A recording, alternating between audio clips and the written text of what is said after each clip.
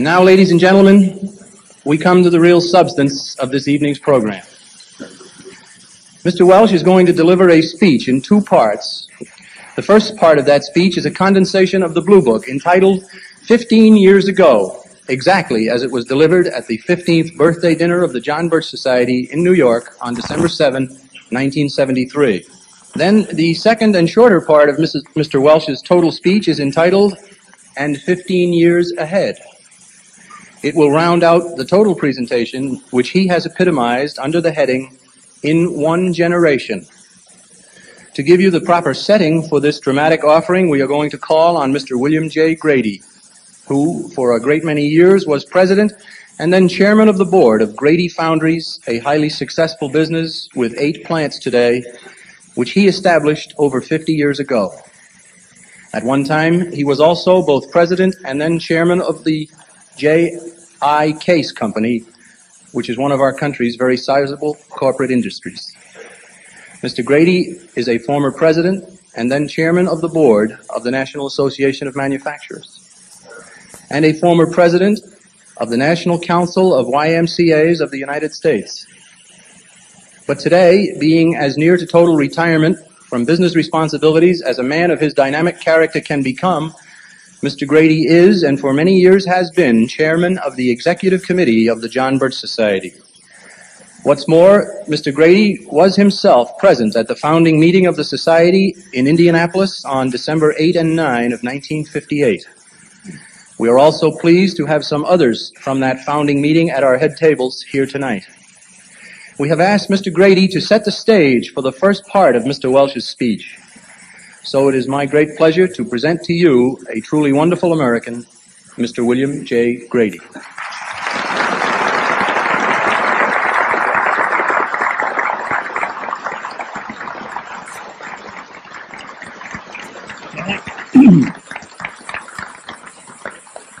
Ladies and gentlemen, having known and admired my friend Bob for more than 10 years before the founding of the John Birch Society, this is an opportunity, and I might say a temptation, to use more time than is allotted to me to introduce this really good friend and great patriot. But my function here tonight is to ask you to join us as stage properties, if you wish, to a performance of 15 years ago. We want you to go back in your minds to the outlook at that time, and in that mood to constitute yourselves as the 11 men, of whom I was one, who sat and listened for 2 full days to an exposition of what was happening to our country and what was going to happen unless we woke up and did enough about it. This meeting was at the home of Miss Marguerite Dice in Indianapolis. A picture of her home is on your program. As you look at this picture, the front right-hand corner is the living room where our 2-day session occurred. Of the 17 men that were originally invited, 11 had accepted, and every one of those 11 showed up, despite the fact that the weather was about the nastiest and sleetest that December can produce. And both major airlines which served Indianapolis were on strike. Not one of us had ever met or even seen Miss Dice before, nor had Mr. Welch, although he and she had become very good friends by mail because of her outstanding patriotic efforts. And on learning about the proposed meeting, she had volunteered her home and hospitality for the group.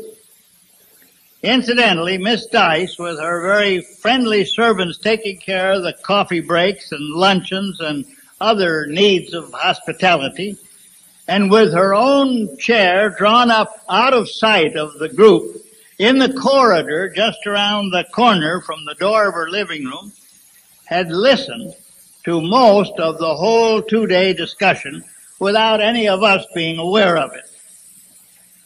And she was not favorably impressed, as she told Mr. Welch on taking him to his plane Wednesday morning, she did not think that anybody would ever stand still for the thoroughness with which we intended to examine every problem.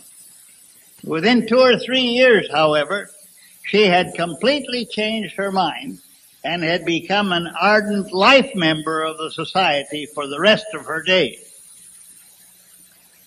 Mr. Welch had arrived on Sunday, so by Monday morning he and Miss Dice had borrowed from the local church a full-sized podium and had set it up in one corner of her living room. They'd also arranged all of the chairs and sofas for exactly where each of us was to sit. At 9:45 that Monday morning, therefore, when everybody had arrived, despite the weather, and had been duly seated, the meeting got underway. Or as your editor puts it, a trembling boy, 58 years old, having screwed up his courage to the requirements of this ordeal, went to the podium and installed himself immovably from behind it for 2 days.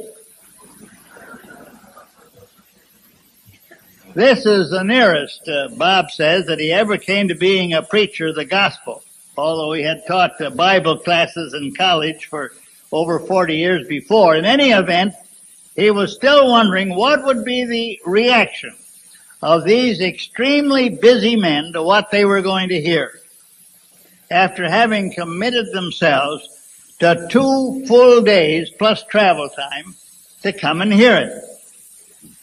But with all practical escape now cut off, Bob Welch finally plunged into that marathon monologue on which he'd been working during most of October and November, and which eventually was to become the Blue Book of the John Birch Society. You are going to hear that monologue tonight, compressed into about 1/10 of its former volume. But this condensation has been accomplished by a very careful selection and pulling together of phrases and sentences from the original text, so as to carry the main thread of thought from the beginning to the end. Now, naturally, a great deal of the documentation, background, and explanation with regard to many of the points will have to be omitted. The fact that there have been such omissions will be indicated by Bob by an occasional aside during the first 2 or 3 minutes of his speech.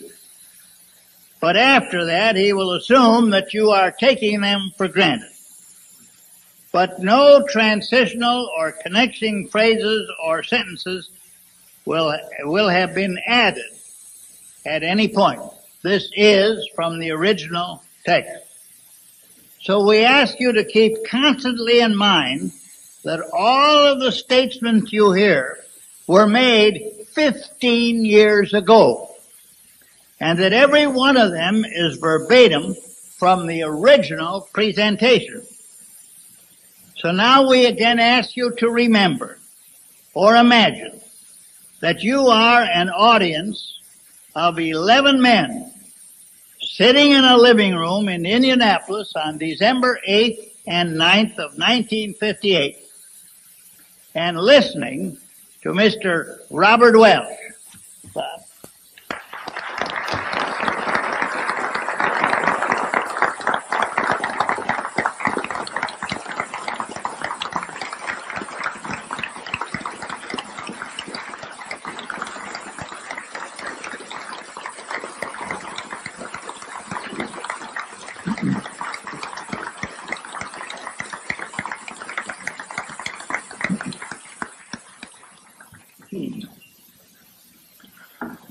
Gentlemen, let me welcome you to Indianapolis.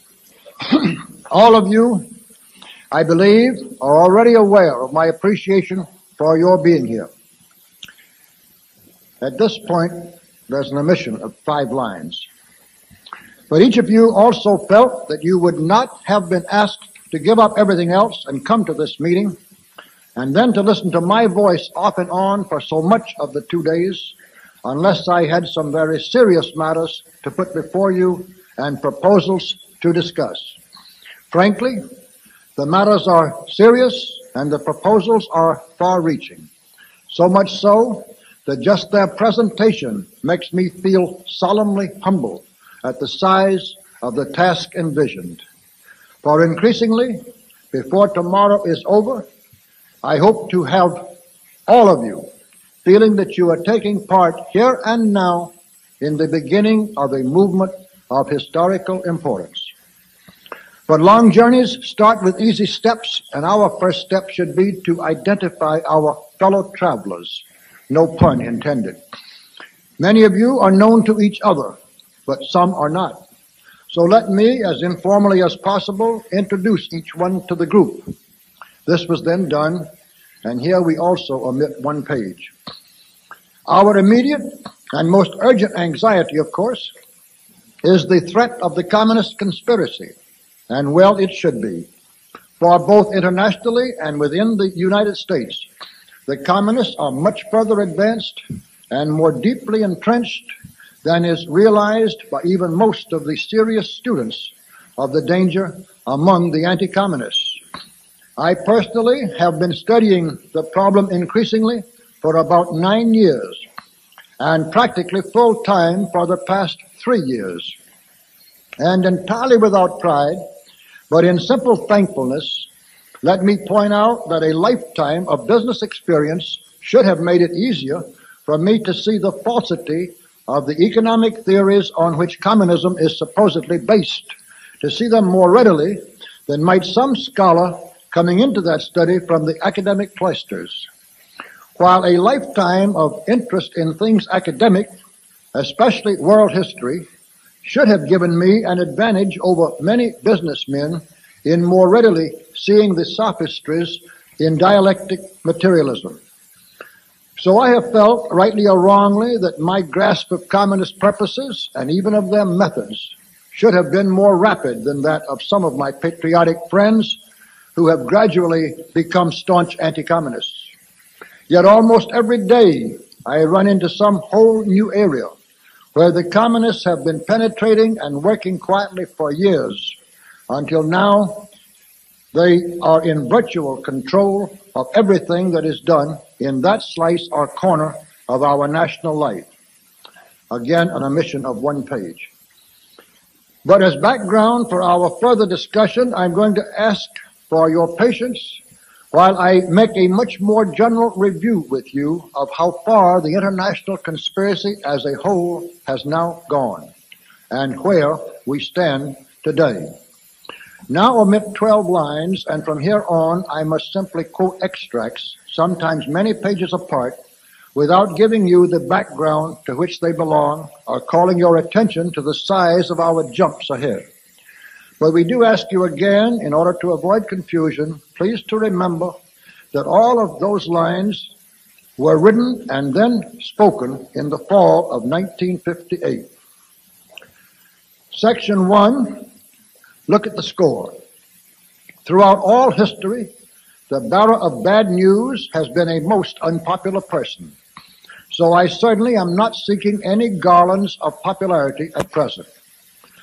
For the truth I bring you is simple, incontrovertible, and deadly.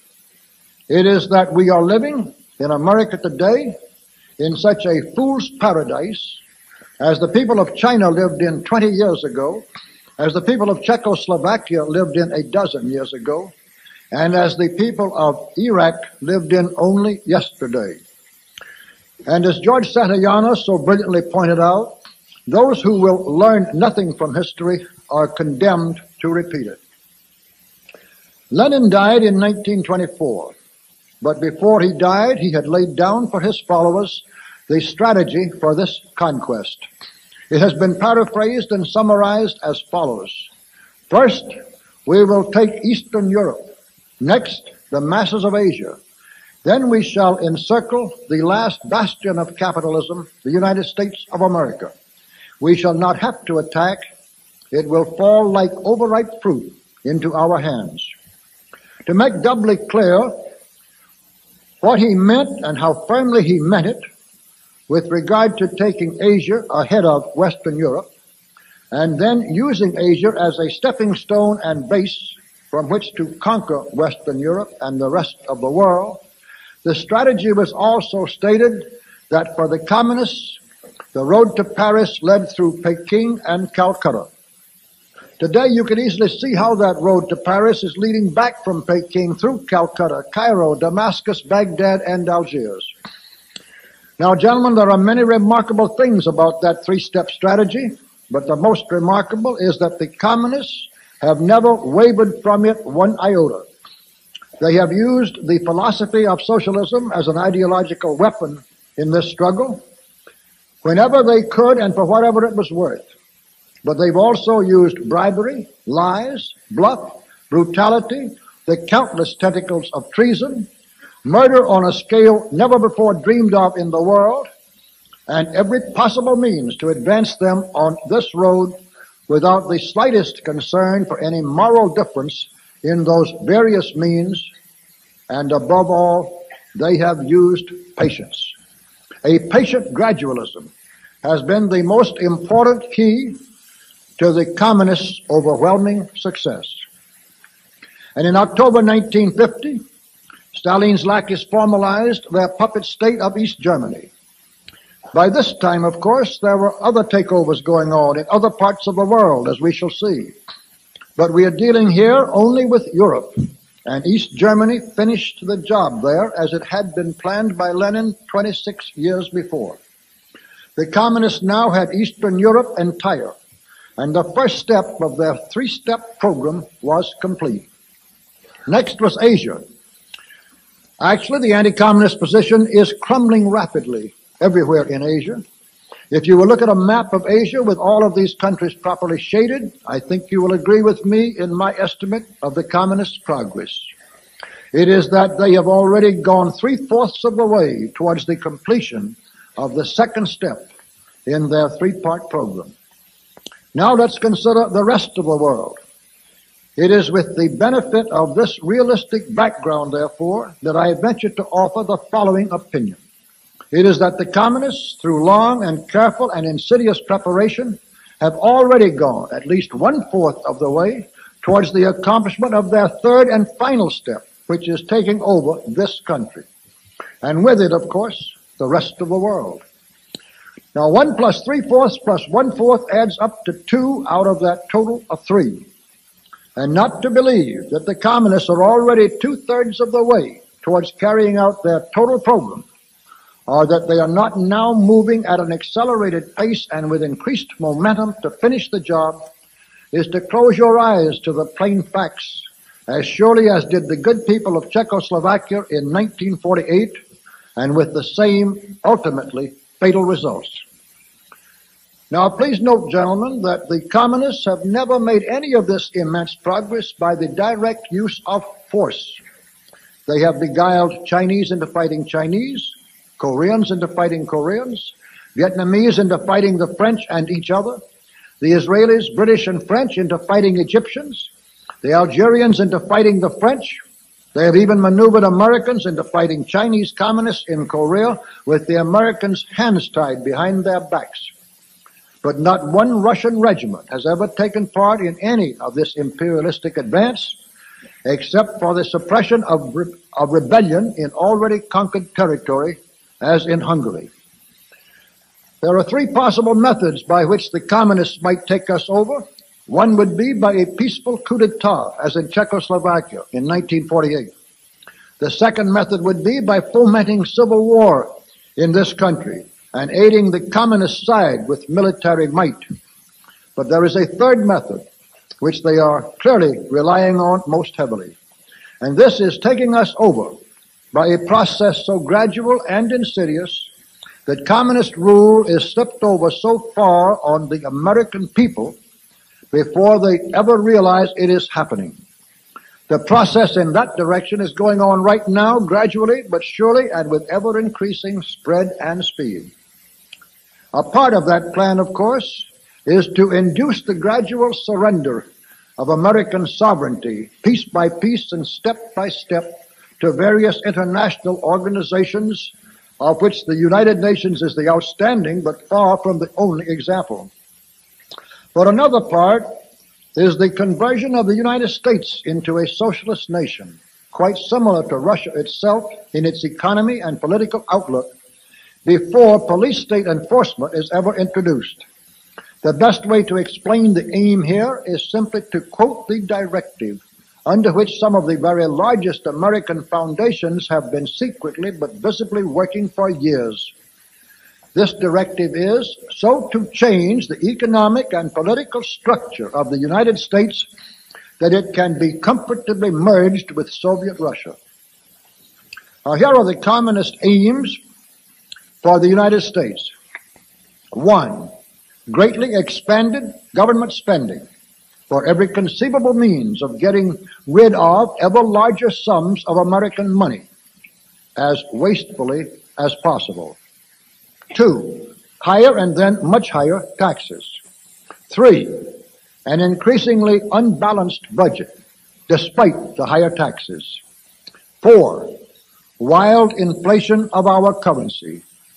5. Government controls of prices, wages, and materials, supposedly to combat inflation. 6.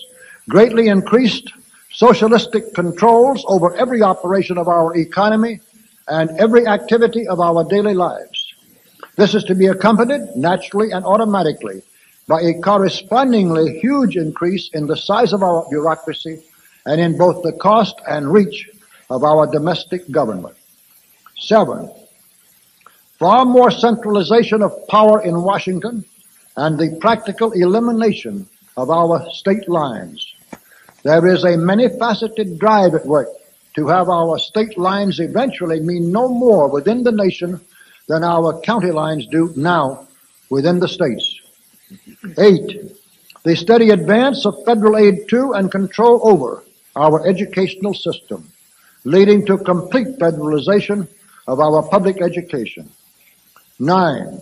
A constant hammering into the American consciousness of the horror of modern warfare, the beauties and the absolute necessity of peace. Peace always on communist terms, of course. And 10, the consequent willingness of the American people to allow the steps of appeasement by our government which amount to a piecemeal surrender of the rest of the free world and of the United States itself. In summary, gentlemen, we are losing, rapidly losing, a Cold War in which our freedom, our country, and our very existence are at stake. And while we don't seem to know we are losing this war, you can be sure the communists do. There is just one thing, only one thing in the whole world which the communists fear today. It is that despite their tremendous influence in our government and over all of our means of mass communication, the American people will wake up too soon to what has really been happening and what is now happening right under their very noses. The only thing which can possibly stop the communists is for the American people to learn the truth in time. One matter on which most Americans need to become better informed is what being subjugated by the communists or arriving at an accommodation with communism, as they want it called, would really mean.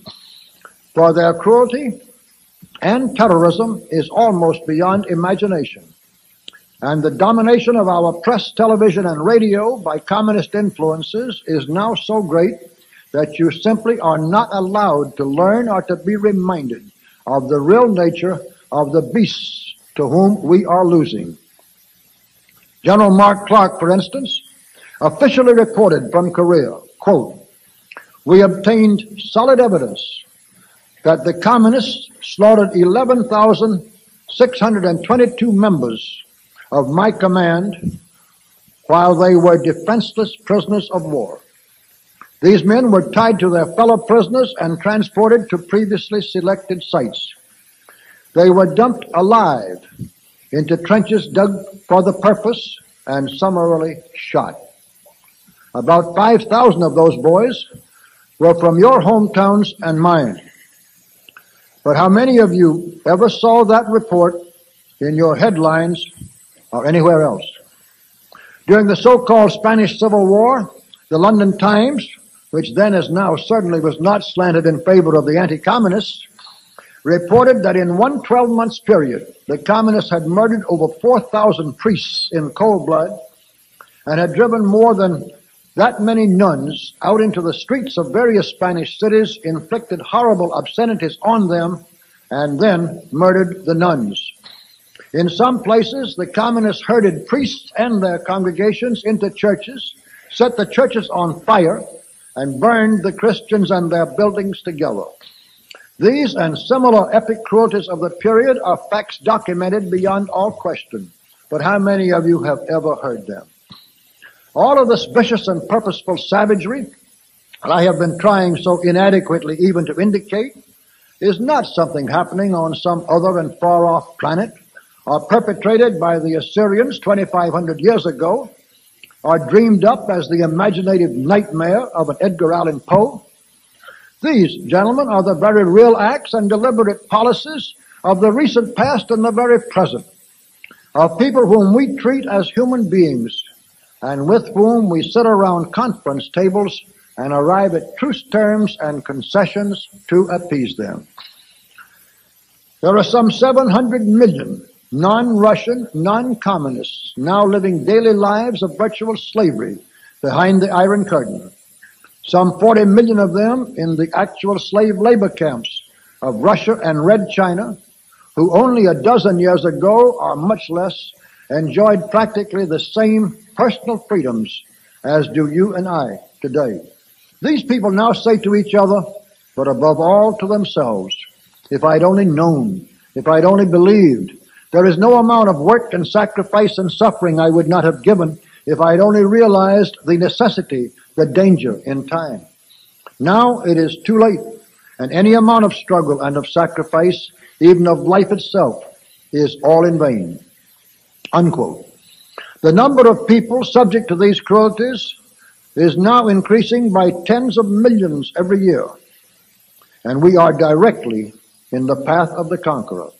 Are we really so hopelessly blind, so stupefied by prosperity on one side and the insidious propaganda on the other, that we cannot even see the wolves devouring the carcasses of our brothers or drawing ever nearer to ourselves? Are we going to let our country and our whole civilization go under and new dark ages of serfdom be ushered in while we happily play at our little games? May God forbid. But may we speedily become more worthy that he should. Section 2. But let's look deeper. Now, if the danger from the communist conspiracy were all we had to worry about, it would be enough.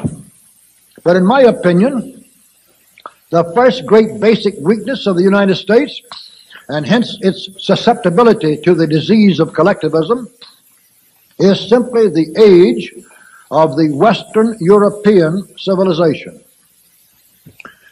Some of you will already have recognized, in fact, that I am drawing a corollary to the conclusions usually connected with the name of Oswald Spengler. Spengler's theory is absolutely fatal to the acceptance of socialism or any form of collectivism as a forward step or as a form of progress in man's sociological arrangements. For in Spengler's view, collectivism is a disease of society, concomitant with decay and remarkably similar to cancer in the individual. The Roman Empire of the West, for instance, started dying from the cancer of collectivism from the time Diocletian imposed on it his New Deal. And it is perfectly evident, right in the cases of the various civilizations that we know most about, that both the Greek and the Roman civilizations did perish of the cancer of collectivism, and that the civilization of Western Europe is doing so today. It was Western Europe which made the last half of the 19th century the period of the highest level to which man has yet climbed in his struggle to reach an enlightened and humane life. But, as so often happens for the individual, by the time Western Europe had the knowledge, the wealth, and the ability to get the most out of life, it was ready to die. The truth is that by a cycle which seems inevitable, whether it is a biological reality or only an analogy, Western Europe was worn out. And under those circumstances, the degenerative disease of collectivism, the cancer of social organizations, began its peripheral infiltration. The American civilization was every bit as much of an entirely new and different civilization from the old and ancestral one of Western Europe as was Rome, a new civilization distinct from Greece. And this American civilization at the turn of the present century was only 300 years old. It had the strength and vigor and promise of a healthy young man in his late teens. There was no reason on earth for any such organism to be attacked by and then start succumbing to the cancerous disease of collectivism at that stage of its young manhood with its whole lifespan of accomplishment before it. But we have the cancerous disease of collectivism firmly implanted now nevertheless. We have people feeling that nothing should be done by them, but everything for them by the government. Its disastrous ravages are quite far advanced. And we have it basically because of too long and too close an association with a parent that was dying of the disease, that was old enough and weakened enough for the virus to be rampantly active throughout this parent's whole environment.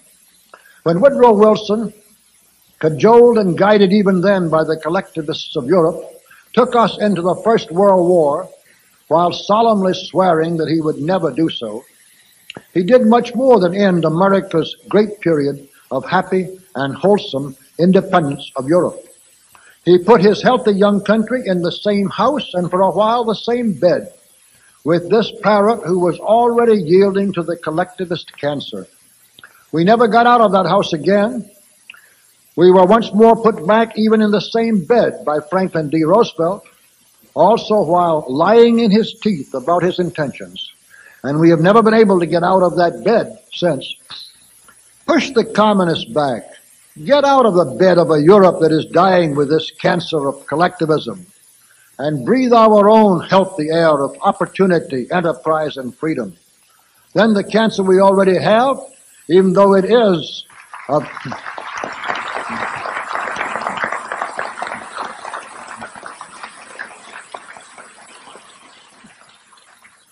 then the cancer we already have, even though it is of considerable growth, can be cut out.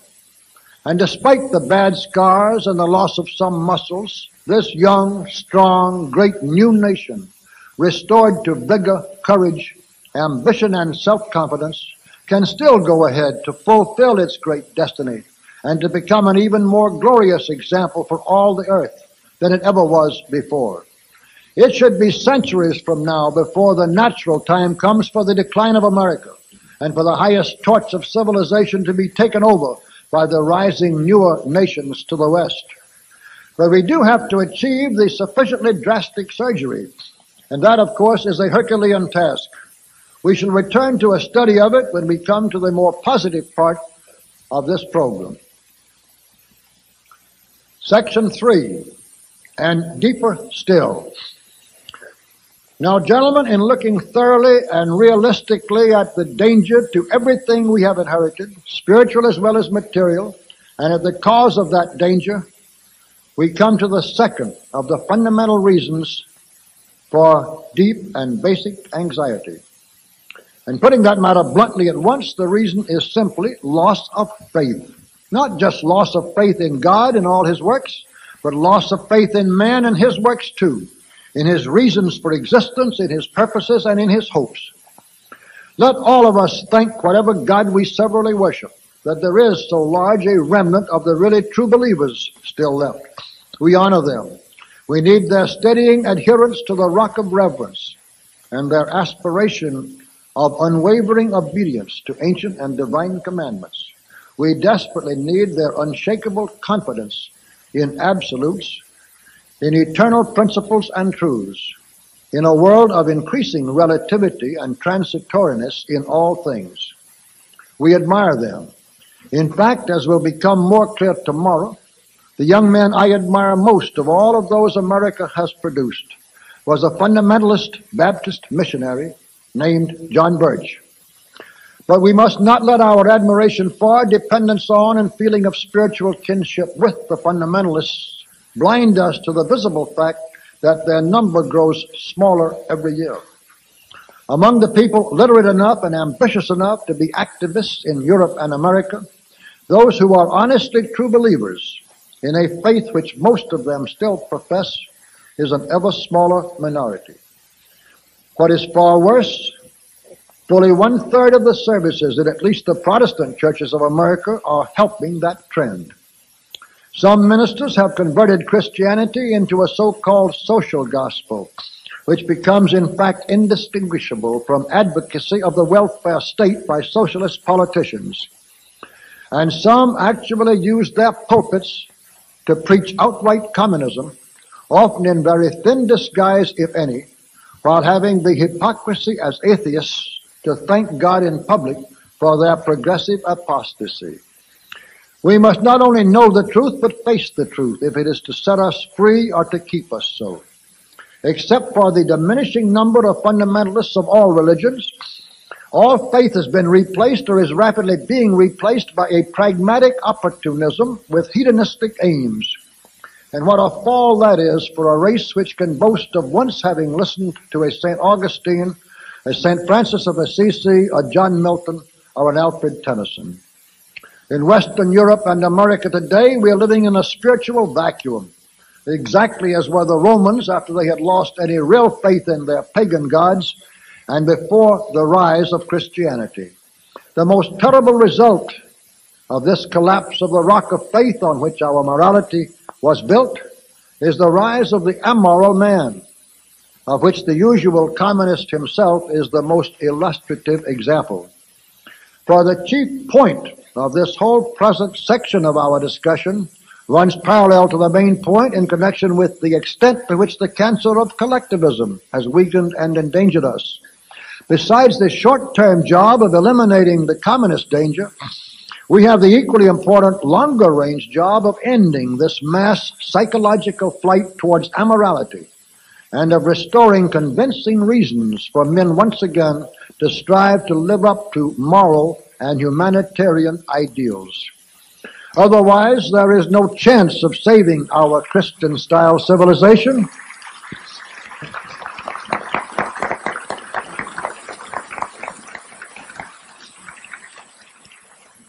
Otherwise, there is no chance of saving our Christian-style civilization from self-destruction. And it will merely go down to chaos and the ultimate serfdom of the weak under the strong more lingeringly than if it is destroyed and its once free members are enslaved by the communists. We shall return to the constructive side of this need and this undertaking in the morning. Section 4. And so, let's act. We come now to the question of what is to be done about these problems. The very first thing we must realize is that there is no easy formula possible, nor brilliant scheme devisable for beating the communists. The conspiracy is now incredibly well organized. It is so well financed that it has billions of dollars annually just to spend on propaganda. It has the benefit of decades of successful experience. It has one set goal of world rule by any means, to which every act and all of the lives of some 40 million party members are now wholly subservient. And it is guided by men who had to have supreme cunning and ruthlessness to have achieved their present positions within the conspiracy itself. The human race has never before faced any such monster of power which was determined to enslave it. But there is one basic consideration of tremendous importance which we must always keep in mind. This is that communism has been imposed and must always be imposed from the top down by trickery and terror. and that it must then be maintained by terror. Truth, reality, human instinct, and the overwhelming weight of human desire are on our side. We have these points in our favor against a conspiracy which must depend on falsehood, cunning, and terror, utilized by less than 5% of the total population. To feel that we cannot win that struggle is a form of pessimism to which I, for one, shall never yield. What I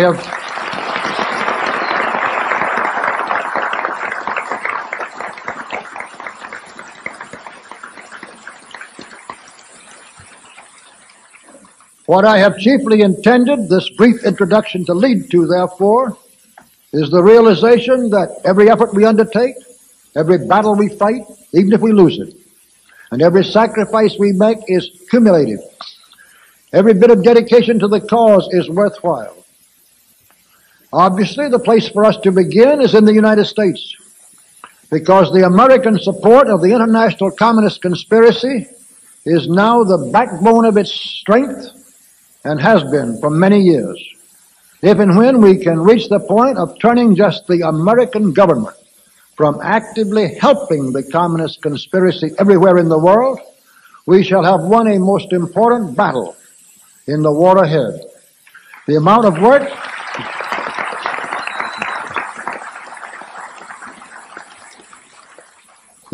work required to do that in the face of the way the cards have been so painstakingly stacked against us is something to contemplate. And yet there is nothing but work and more work, thinking and more thinking, dedication and more dedication, which will do the job. So now let's look at the job itself. First we would establish reading rooms, small and inexpensive, in just as many of the cities, towns, and villages of this country as we could, just as rapidly as we could. Second, since getting the truth about both recent history and current events into as many hands and heads as possible is so important, we would see that the circulation of the conservative periodicals was expanded as rapidly as it could be done without too much waste. 3, we would do everything we could to support, maintain, increase the number of stations used, and widen the audiences of such radio programs as those of Fulton Lewis, Clarence Mannion, and dozens of more localized broadcasters throughout the country. 4, we would institute the organized planning and control to make full and effectively coordinated use of the powerful letter-writing weapon that lies so ready at hand. 5, we would organize fronts, little fronts, big fronts, temporary fronts, permanent fronts, all kinds of fronts. 6, another thing we should do, and one badly needed, would be to start shocking the American people, or an increasing percentage of the more literate and more intelligent, who have not yet been completely brainwashed, into a realization of what is happening, into a dawning realization of how far and how completely communists and communist influence have crept right into their communities, into institutions and activities where the general public does not have the slightest suspicion of such infiltration. The best way to do this is by exposure, which is why the communists just had to get rid of McCarthy and went to such extreme lengths to do so. 7, there are now dozens of slimy characters at loose in our midst, whom I'll call to your attention by describing one who is more or less typical.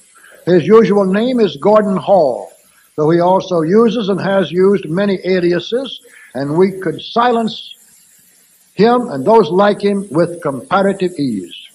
8, we would line up a large list of speakers ourselves all over the country. 9, ninth and current in this listing would be our undertakings on the international front. For many reasons, we would start extending our body into other countries as soon as there were energy and resources which could properly be spared for that purpose. 10, finally, and probably most important of all these courses of action, we would put our weight into the political scales in this country just as fast and far as we could.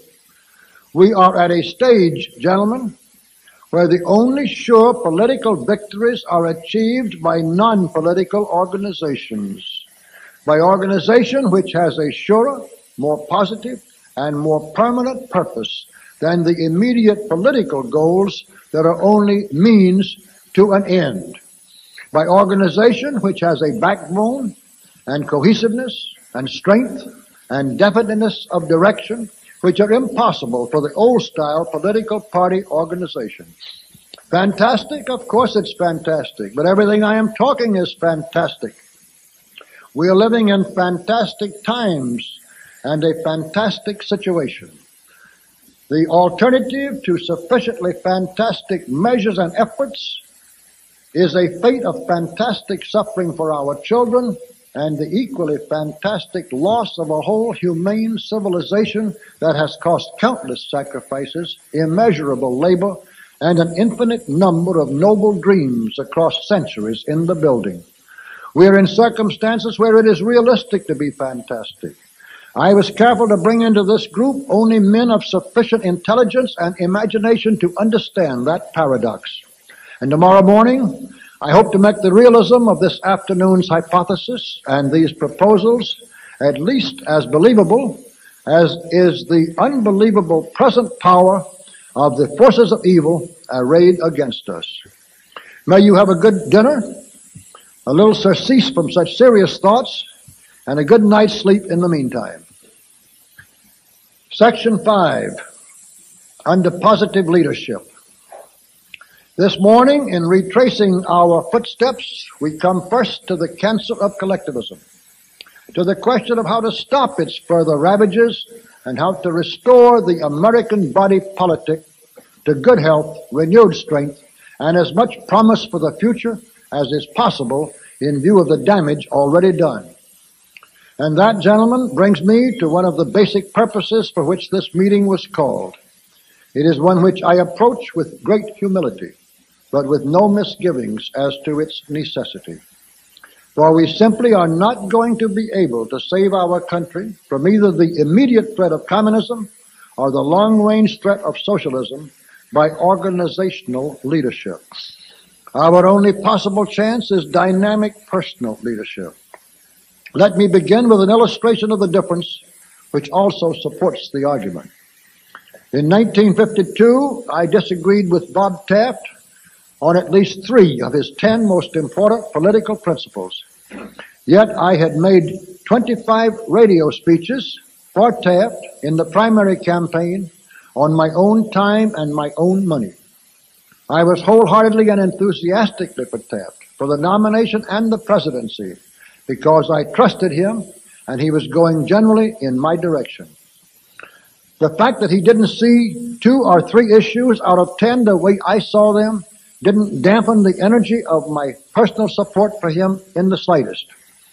But if and when I am a member of any organization, political or otherwise, and there is disagreement on the part of any sizable percentage of the membership as to 3 out of 10 of the organization's policies or planks, a splintering of the organization into 2 groups is almost inevitable. Personal leadership holds together a following in the way that organizational leadership never can. At present, we are in the position of trying to defeat a disciplined, well-armed, expertly commanded army with a collection of debating societies, and it can't be done. So let's look briefly at the possibility, the advantages and the disadvantages of finding this desperately needed leader in the political field. And the easiest way to do this is to conduct the discussion around some individual from the very start. Now, the one man who comes nearest to measuring up to all the needs and qualifications whom we see on the political horizon at the present time is Barry Goldwater. I know Barry fairly well. I'd love to see him President of the United States.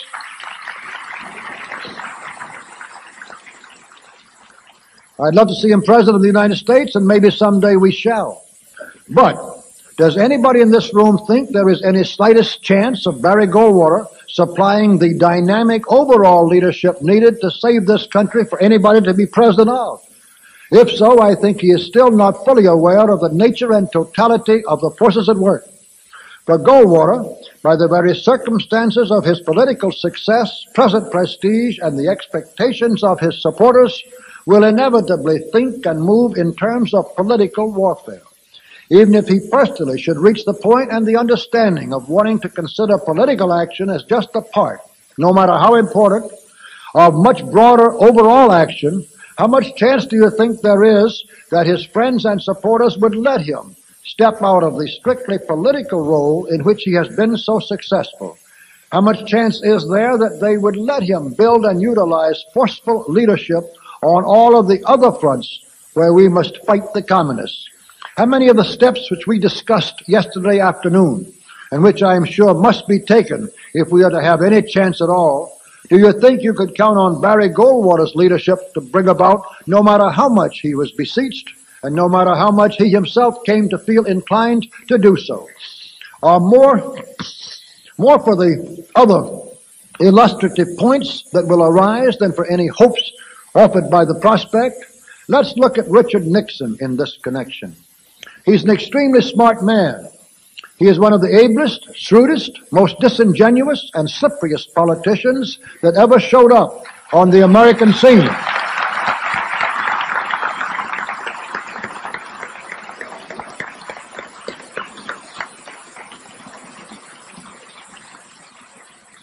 He can sit in Washington one night and convince some of the most modern Republicans that he's the best ball carrier they have, and spend 4 hours in the Waldorf Towers the next day convincing MacArthur and Herbert Hoover that he is their man.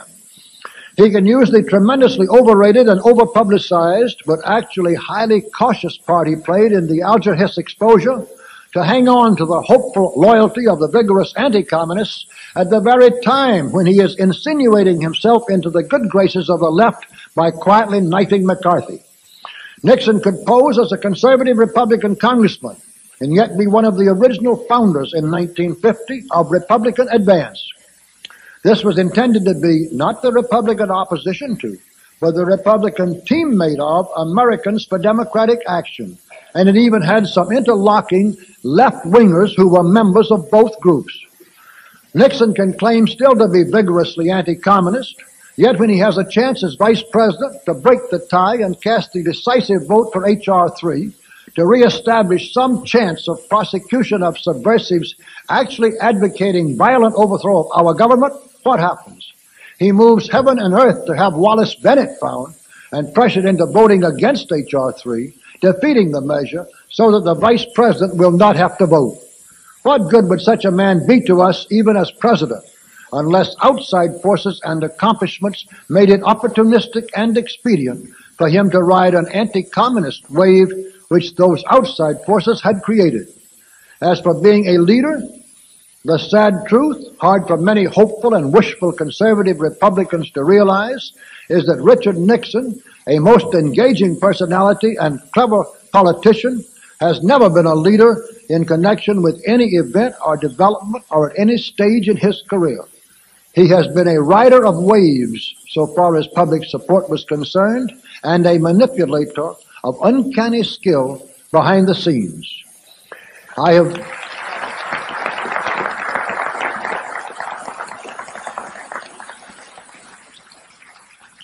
have made these remarks here in this really inner circle group in order to emphasize the wisdom of the old advice, put not your faith in politicians.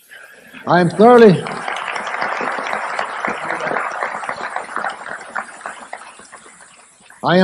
convinced that we cannot count on politicians, political leadership, or even political action, except as a part of something much deeper and broader to save us. Now, I didn't always feel that way, and I think that up to the time that the nomination was stolen from Bob Taft in 1952, it was still possible to have saved our country from the immediate communist danger anyway, primarily by political action.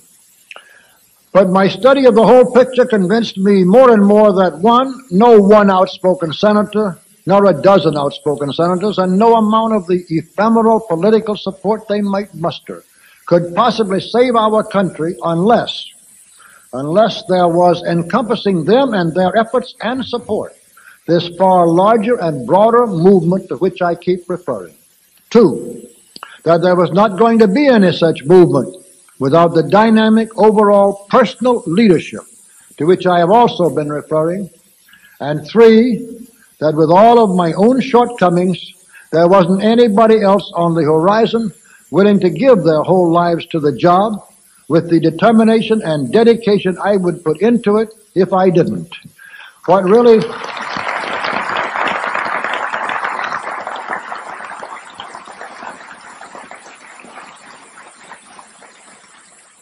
really moved me to cross this Rubicon, however, the consideration which more than any other gradually brought me the necessary measure of courage and determination for so staggering an undertaking, was another result of many years of study of not only the present but the past. This is the conviction that even warding off communist slavery and reversing the socialist trend is only half the battle. We can never win even that half unless both leadership and following have a positive dream, which is more important as a hope than the negative nightmare is as a fear. Unless the promise of what we can build supplies more motivation than the terror of what we must destroy. And unless this faith in the future is based on a deeper faith in eternal truths. The nature of these truths and the tenets of this faith, which I hope and believe every man in this room can accept and approve, I shall come to later this morning. What I'm trying to do here as an introduction to and part of our thinking about how to rid America of the collectivist cancer is simply this. I want to convince you, as I am convinced, that only dynamic personal leadership offers any chance for us to save either our material or our spiritual inheritance. I want to convince you, as I am convinced, that even under such leadership, we have no chance unless the specific battles are fought as part of a larger and more lasting movement to restore once again an upward reach to the heart of man. And I have wished to make clear what you are bound to be assuming already, that with whatever I have in me of faith, dedication, and energy, I intend to offer that leadership to all who are willing to help me. Section 6, to restore responsibility.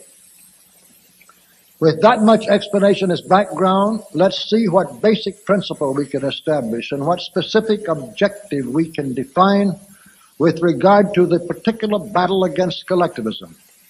And it seems to me, gentlemen, that the whole essence of our purpose can be summarized in just 5 words. Less government and more responsibility.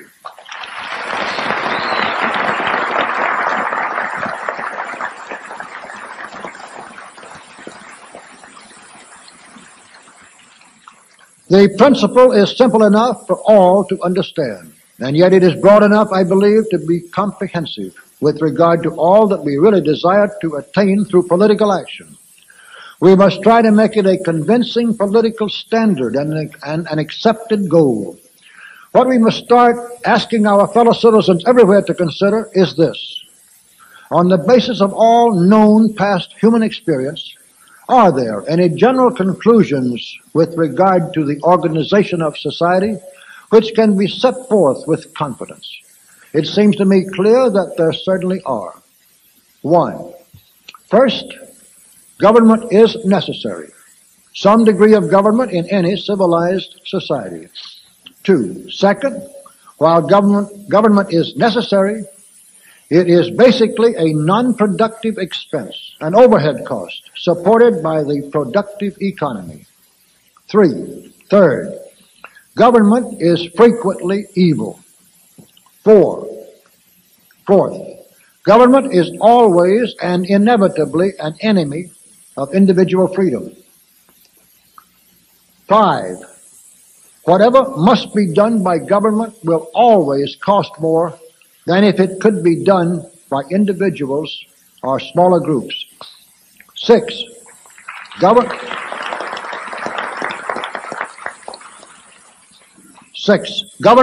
by its size, its momentum, and its authority will not only perpetuate errors of doctrine or of policy longer than they would otherwise retain acceptance, but it will multiply their effect on a geometric scale as against the arithmetical cumulative effect those errors if confined to individuals or smaller groups.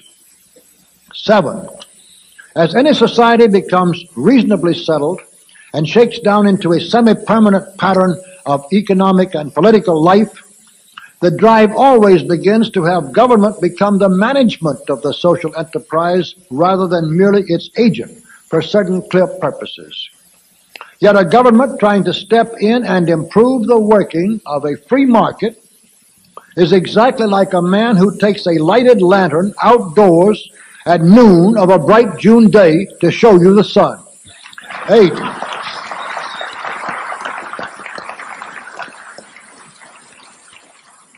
8. As a government increases in power, and as a means of increasing its power, it always has a tendency to squeeze out the middle class, to destroy or weaken the middle for the benefit of the top and the bottom. 9. The form of government is not nearly so important as its quality. 10. Which brings us to the last, and in my opinion the most important, of these basic generalizations concerning government. And our 10th point is that neither the form of government nor its quality is as important as its quantity. The increasing quantity of government in all nations has constituted the greatest tragedy of the 20th century. The greatest enemy of man is and always has been government. And the larger, the more extensive that government, the greater the enemy. The communists believe that a collectivist society should swallow up all individuals, make their lives and their energies completely subservient to the needs and the purposes of the collectivist state, and that any means are permissible to achieve this end. The true Americanist believes that the individual should retain the freedom to make his own bargain with life and the responsibility for the results of that bargain, and that means are as important as ends in the civilized social order which he desires.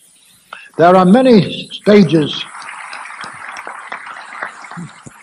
of welfarism, socialism, and collectivism in general, but communism is the ultimate state of them all, and they all lead inevitably in that direction. In this final state, communism, you have a society in which class distinctions are greater than in any other, but where position in these classes is determined solely by demagogic political skill and ruthless cunning. And you have a society in which every fault of government that we have discussed above is held to be a benefit and a desirable part of the framework of life. But there is an exactly opposite direction. This direction leads toward a governmental environment for human life founded on the basis of long experience with government, on experience which shows government to be a necessary evil, but a continuous brake on all progress and the ultimate enemy of all freedom. It is the forward direction, the upward direction, and Americanism, I hope, shall become its name. Section 7. And help to build a better world.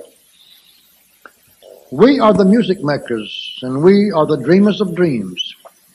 We, in the ages lying in the buried past of the earth, built Nineveh with our sighing, and Babel itself with our mirth, and overthrew them with prophesying to the old of the new world's worth.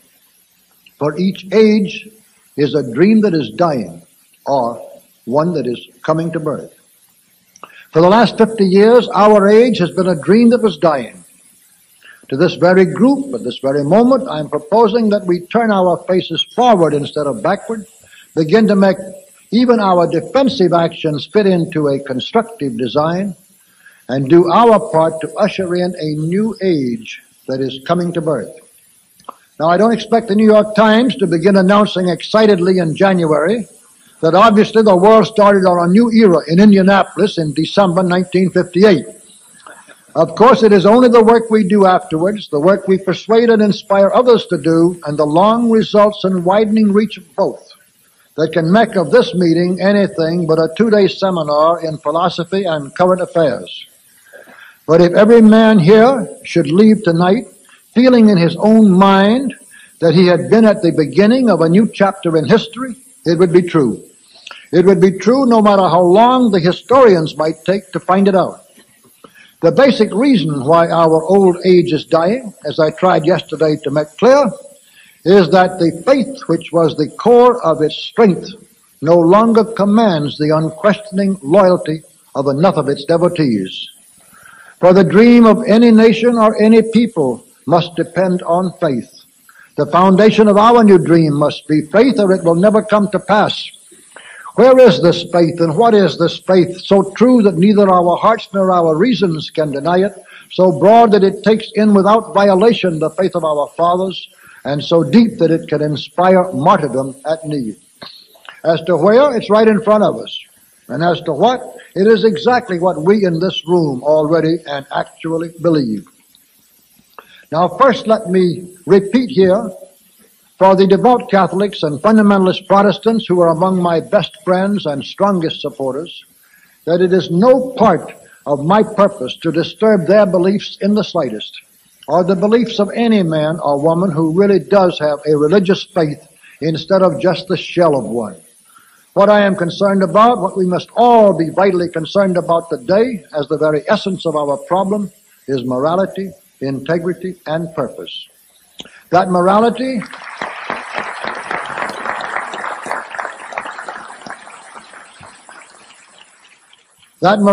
must be based on a bedrock of faith.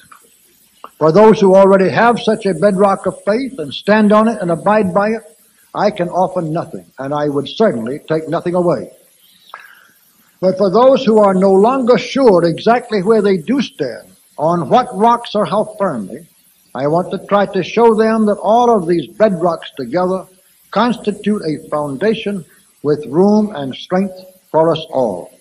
For unless we willingly anchor our moral judgments to eternal truths, we become just chaff blown all ways before the winds of confusion. For I doubt not through the ages one increasing purpose runs, that there is a purpose in man beyond anything called for by his individual needs, and far greater than his personal desires, can be not denied only by the most depraved maniac or the most ignorant fool. One of the best summarizations of the force and beauty and eternal quality of that purpose is contained in William Herbert Caruth's Each in His Own Tongue, which I should like to recall to your minds. A picket frozen on duty, a mother starved for her brood, Socrates drinking the hemlock, and Jesus on the rood, and millions who, humble and nameless, the straight, hard pathway plod. Some call it consecration, and others call it God. Who can read that, realize the incontrovertible and wonderful truth of the story of man's purpose at work, which the poet tells, and fail to feel reverently bound to serve that same purpose faithfully and well? What is that purpose? And this too has been summarized by yet another poet in just one brilliant line. Thou hast put an upward reach in the heart of man. Not only are we a part of some mighty purpose beyond our understanding, and not only do we have a clear duty to be true to that purpose to the fullest extent that we are allowed to grasp its workings and its direction, but all human experience shows that the total happiness of any generation and of its posterity is directly tied to the respect of that generation for the upward reach in man's nature. We have all the reason here that man can ask, divine or human or pragmatic, for keeping our consciences attuned to the emotions and impulses which increase man's upward reach, and for then obeying those consciences, obeying by commission as well as omission, to the utmost of our respective will powers and abilities. The substance of my conscience, as I believe it is really the substance of the conscience of every man in this room, was gratitude and a corresponding sense of responsibility. Gratitude, if you will let me paraphrase Henley's line without the slightest implication of blasphemy, gratitude to whatever God there was, and gratitude to all of the noblemen of the past for the life and the environment for that life which was given me, and responsibility to God and man to be worthy so far as I was able of the human race at its best. And gentlemen, what firmer foundation can we possibly need for the faith on which to build our new age and with which to inaugurate the dream that is coming to birth?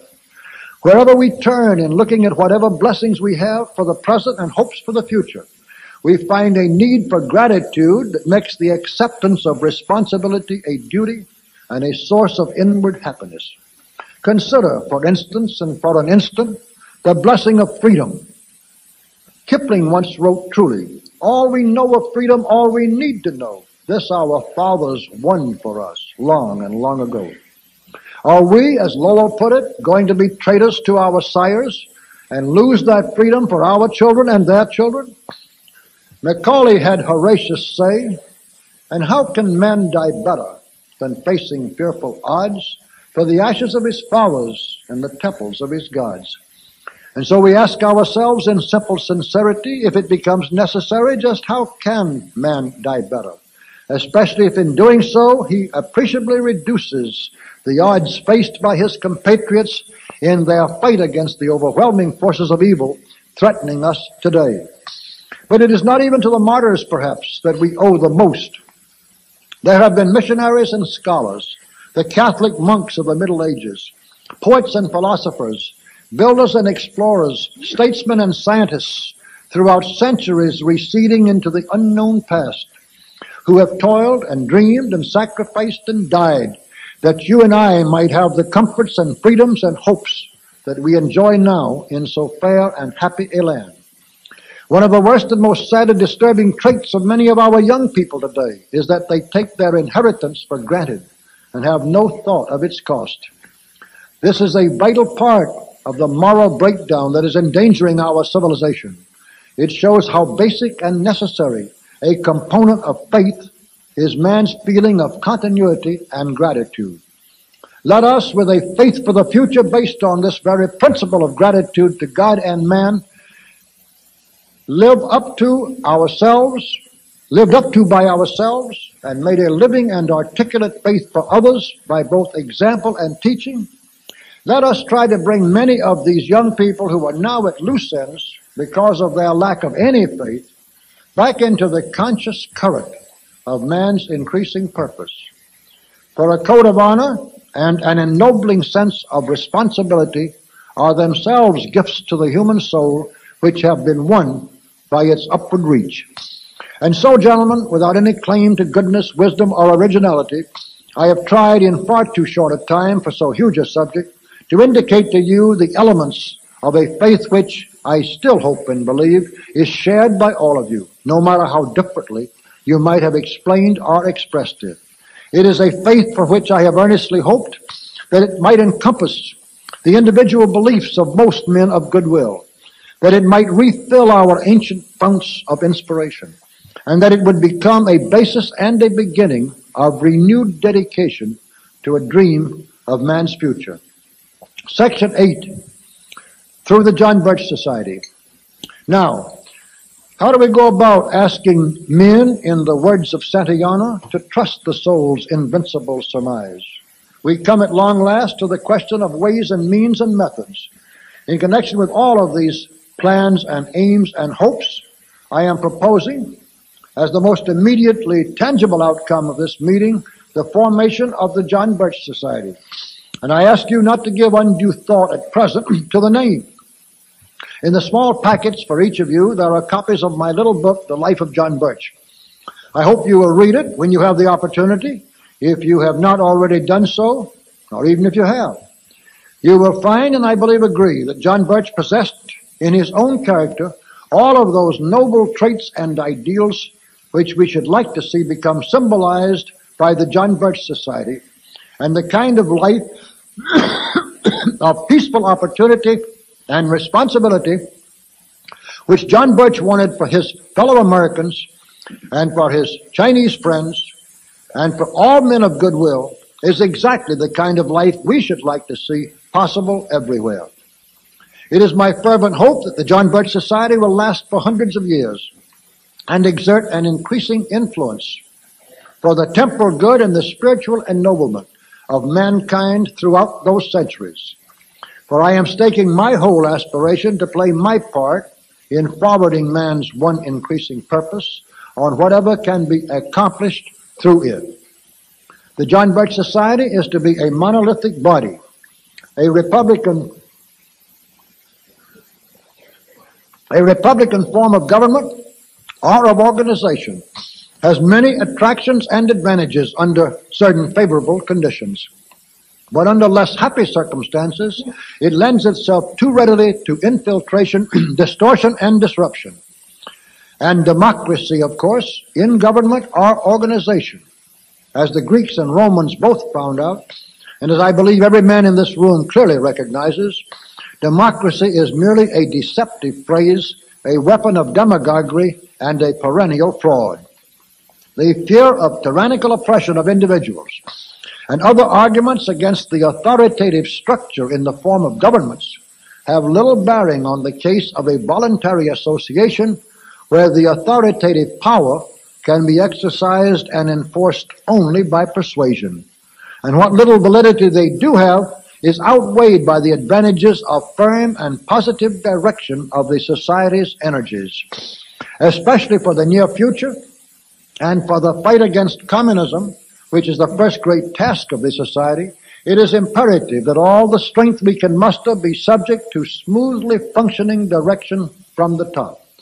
As I have said before, no collection of debating societies is ever going to stop the communist conspiracy from taking us over. And I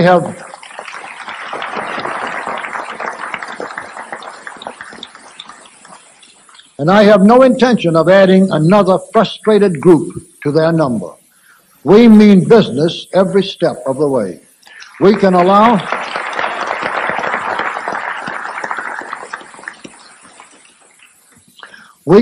for differences of opinion. We shall need and welcome advice. And we expect to use the normal measure of diplomacy always called for in dealing with human beings. But whenever differences of opinion become translated into a lack of loyal support, we shall have shortcuts for eliminating both without going through any congress of so-called democratic processes. Otherwise, communist infiltrators could bog us down in interminable disagreements, schisms, and feuds before we ever became seriously effective. The purpose of the John Birch Society, as officially stated, will be to promote less government, more responsibility, and a better world. That says it all. Members of the John Birch Society, not only in the United States, but anywhere in the world, not only can be good patriots in their respective countries, but necessarily will be. For internationalism, as it is conceived and promoted today, is an attempt to impose more government and a more centralized one-world government on all of us everywhere. For that reason, it is automatically contrary to everything we stand for, and one of the movements we shall oppose with all the strength we can. The John Birch Society will function almost entirely through small local chapters. Each will have a chapter leader appointed through officers of the society in the field who have themselves been duly appointed by headquarters. The dues are whatever the member wants to make them, with a minimum of $24 per year for men and $12 per year for women. We shall expect the chapter leader to get all of his or her chapters together at least once a month, and in many cases oftener. And we expect the chapter leader to be in practically continuous contact with his or her members to whatever extent may be necessary.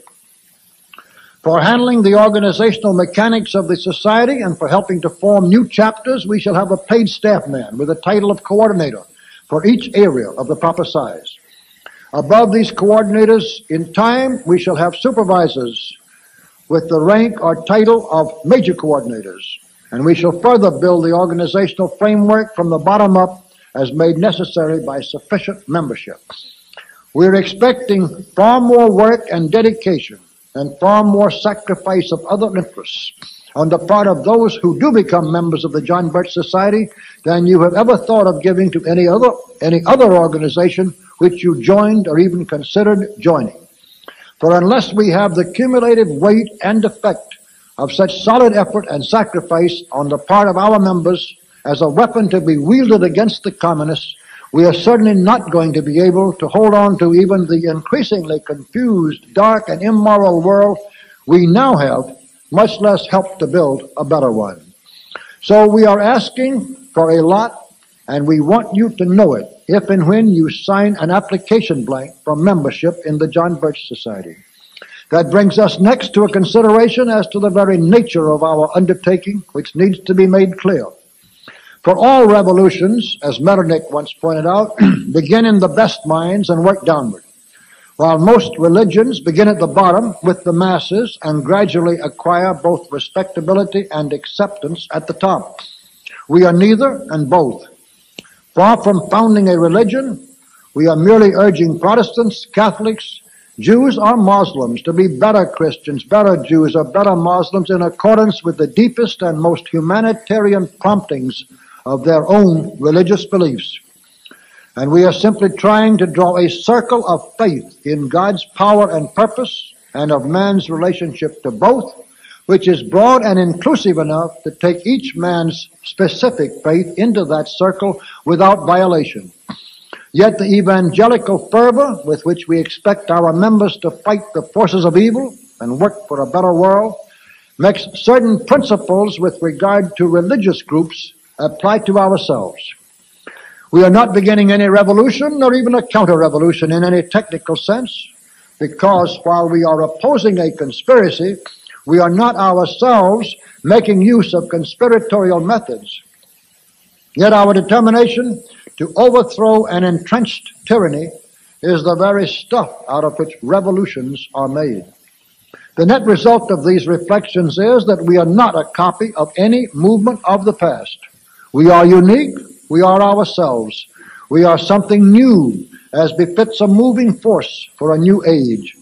We believe in profiting by all human experience, but we shall make our own amalgam of the organizational metals forged by that experience with the mercury of our own purpose. Without donning sackcloth and ashes, we shall try to inspire saintly men to join our efforts to make this a better world. And without building barricades in the streets, we shall still try to rally rational men to our efforts to preserve the best of the world we already have. And now, gentlemen, I am nearing the end of the semi-formal part of this long undertaking. As to what is expected of you in either effort or money, if you are thinking of halfway measures, we might as well quit now. But I might as well also reveal my fanaticism by telling you that there is no force and no discouragement which could make me quit or even put less of my life and energy into the struggle. The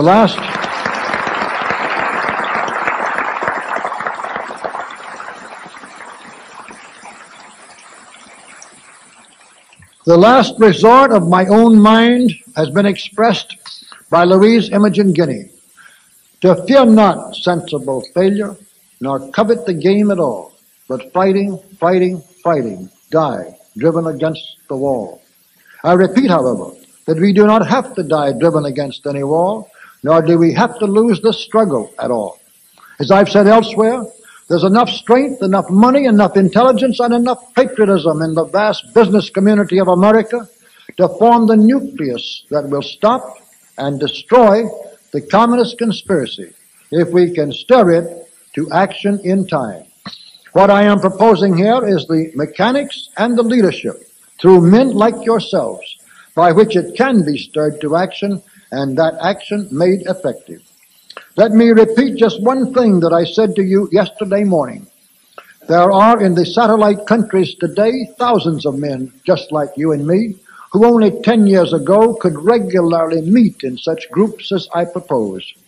Not only that, but they could go out openly with and before larger groups to try to spread the alarm and to stop the communists from taking over their countries.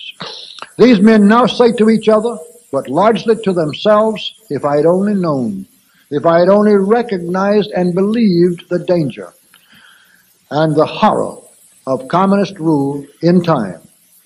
There is nothing I would not have given to save my freedom, my family, my country, if I had only recognized the urgency and the desperate need. Now it is all too late, and any sacrifice, even of life itself, would be entirely in vain. We do not have to be too late, and we do not have to lose the fight. Communism has its weaknesses, and the conspiracy has its vulnerable points. We have many layers of strength not yet rotted by all of the infiltration and political sabotage to which we have been subjected. Our danger is both immense and imminent, but it is not beyond the possibility of being overcome by the resistance that is still available. All we must find and build and use to win is sufficient understanding. Let's create that understanding and build that resistance with everything mortal men can put into the effort while there still is time. Then, while we are destroying and after we have destroyed the communist tyranny, let's drive on towards our higher goals of more permanent accomplishment, towards an era of less government and more responsibility in which we can create a better world.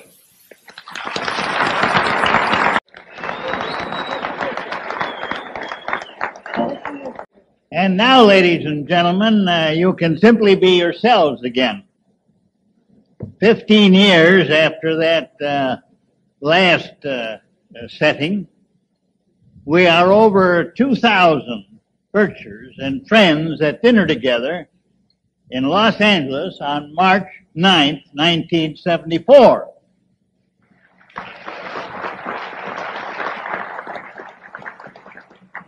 Those of us at this table that were a part of that party of 11, and I'm sure all of you now have a realization of how accurately prophetic Mr. Welch was 15 years ago.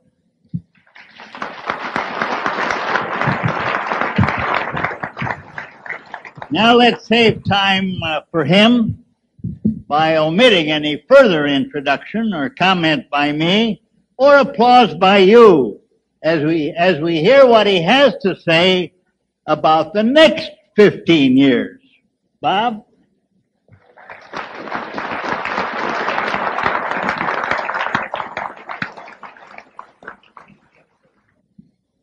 Ladies and gentlemen, we shall now condense what needs at least 2 full days into 30 minutes. So please forgive the extent to which these remarks become both cryptic and staccato. We pick up at the point where I had just finished the last line of the 2-day presentation at Indianapolis. Then Macmillan leaned forward in his chair, holding out towards me what looked like an old envelope on which he had been scribbling. I stepped forward, took it, went back behind the podium, and then, to my delighted surprise, was able to hold up for the other 10 men to see a check from Ben to the John Birch Society for $1,000 with a note that read, "Here, Bob, we're in business."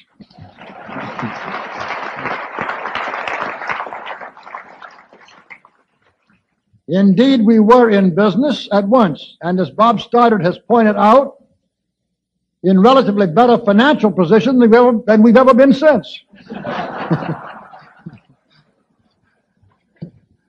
What's more, we proceeded to survive in a bitterly hostile environment and are now still celebrating our 15th anniversary, which occurred exactly 3 months ago. So we begin this look toward the future with an extremely brief glance at the past.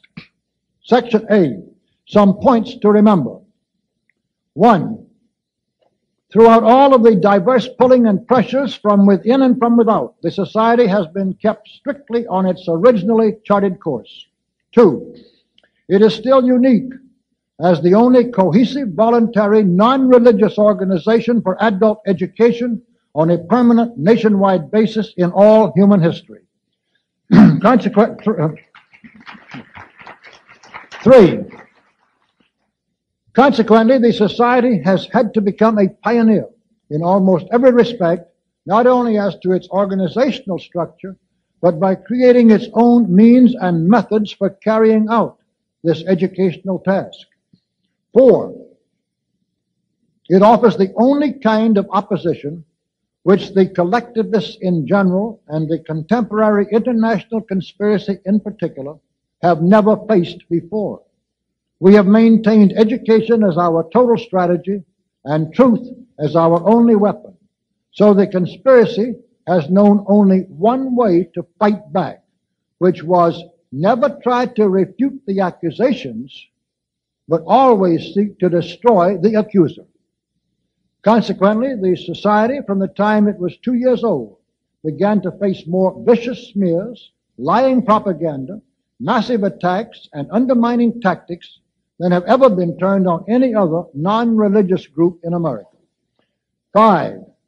Despite those impediments, our thoroughly organized educational program is now functioning solidly, continuously, and with rapidly increasing effectiveness in all 50 states. Also at an embryonic stage in 3 foreign countries, and with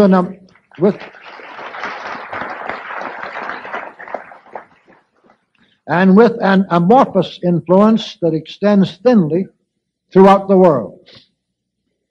6.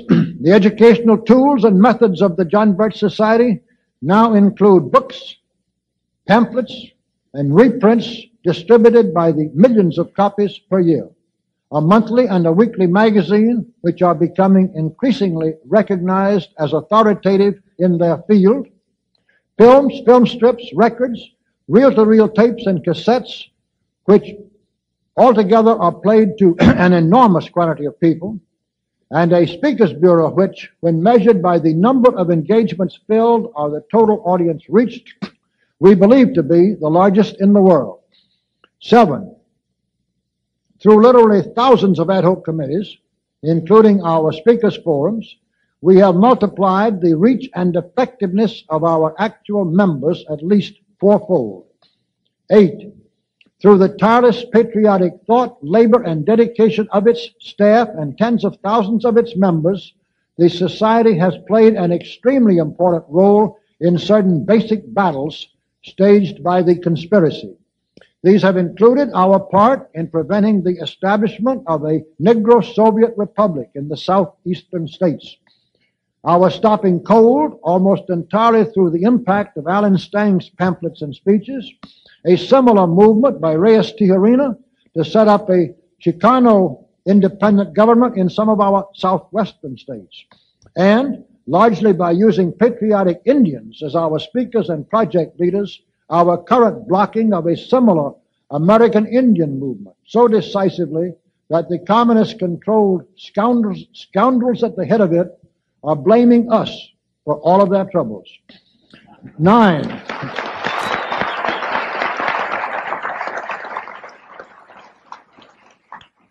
With regard to more explicit activities, let us offer an example.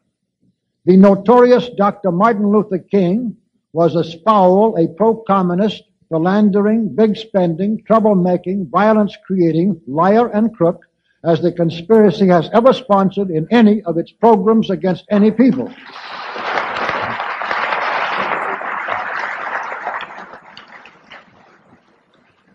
And almost single-handed, through our very courageous and patriotic Negro speakers, we exposed these facts so thoroughly that King became only an embarrassment to the insiders like Nelson Rockefeller who were financing his carnival show. In fact, during the last weeks of his life, King canceled entirely the whole series of speeches already set up for him on a tour from Memphis to Richmond and back, rather than be up against the exposures in a parallel series of speeches over the same area by our speaker, Julia Brown. He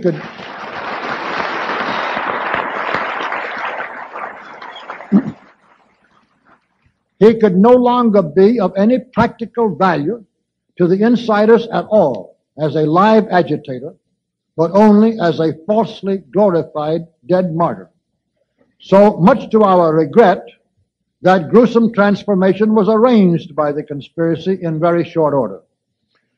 Also, let us mention the magnificent role played by our Support Your Local Police Committees all over the United States in putting an almost complete end to the communist-inspired and communist-controlled civilian police review boards. These boards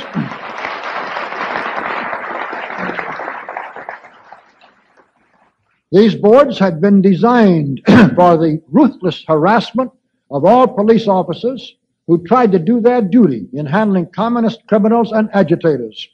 And there have been about 40 other similar specific accomplishments of major or appreciable importance for which the Society has been responsible in the course of its efforts to expose and slow down or stop various projects of the conspiracy. 10, and most important of all, is a general consideration. For a dozen years, there have been unceasing efforts, mostly behind the scenes, on the part of both Richard Nixon and William F. Buckley, Jr., to damage or destroy the John Birch Society. There have been more open but recurrent attacks, frequently laced with vicious lies, for the same purpose on the part of some 30 senators, governors, and pundits of the press and the airwaves. Yet despite all of these smears, the standing and character of our members, the dependability of our educational tools, and the quality of our methods have gradually brought about an immense change in the attitude of the public towards the John Birch Society. Until today, the fraction of the public that feels favorably towards the Society has climbed from about 4% to at least 50%. And a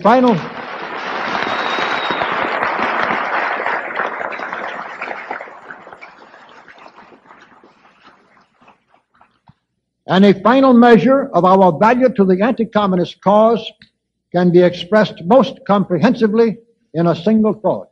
Suppose there had been no John Birch Society at all, and no sign of its educational program over these past 15 years.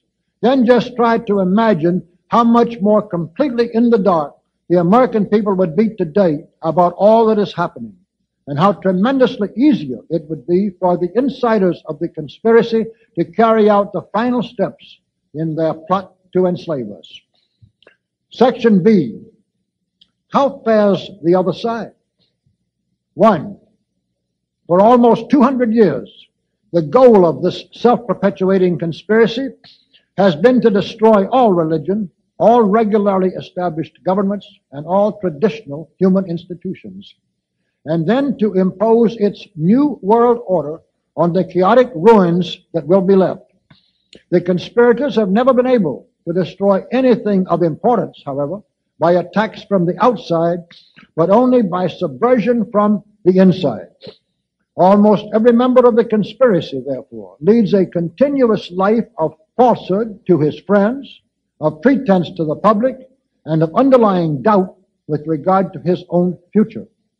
From Alger Hiss to Richard Nixon, every communist or insider has a gnawing fear that although he is a peacock today, he may be a feather duster tomorrow.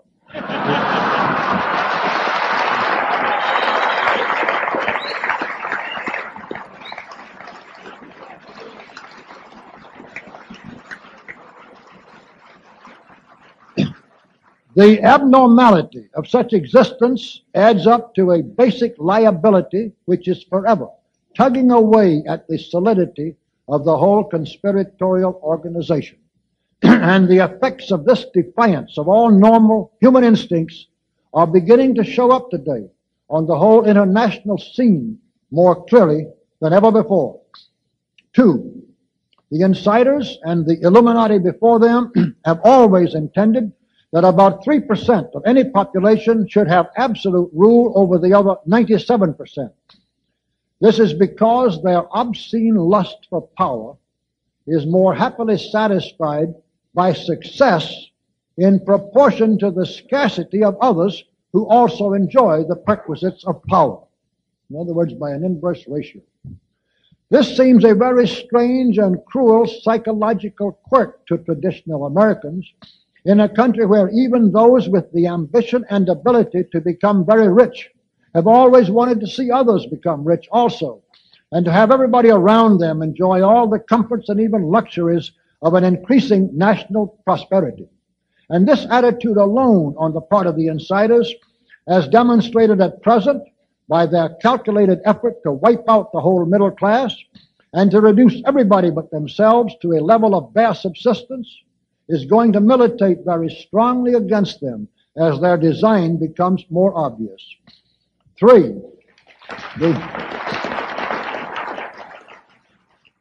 The whole conspiracy always has been and still is an overextended, very thin shell of power being constantly enlarged by bluff, audacity, and the ruthless use of terror. Terror to smother all resistance piecemeal. The insiders themselves never know just when or where this shell may be broken, nor how serious the break may be. The forced exile of the pro-communist King Constantine of Greece by an anti-communist military junta was one example. A more recent one has been the replacement of Salvador Allende, the communist boss and would-be tyrant of Chile, by an anti-communist military group.